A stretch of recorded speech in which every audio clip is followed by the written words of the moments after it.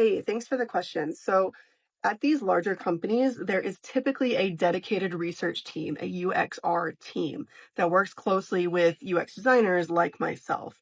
They are typically qualitative researchers as opposed to quantitative researchers, which is more numbers based.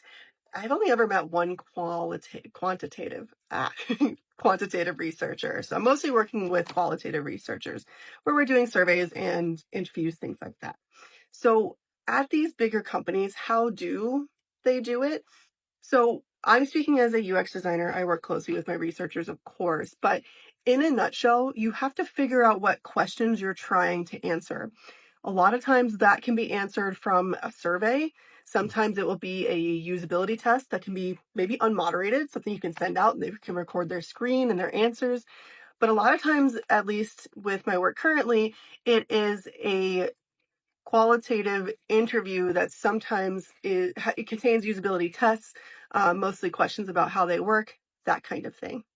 Now, if you're asking as far as timing is concerned, how you figure out when you're going to test things, like I said, some things can come up quickly, and if you can accommodate that, do the test right away. But most of the time, our researchers need to plan, right? And so we'll figure out what we're working on for the next quarter and what our biggest research questions are so that the researcher can come up with a really comprehensive research plan to make sure they're having the right approach, unbiased questions, all of that great stuff to make sure that I have answers and clarity that I need from a user perspective before I work as a UX designer to design those solutions.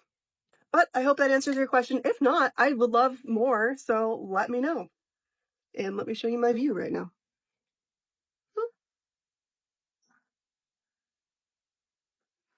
Okay.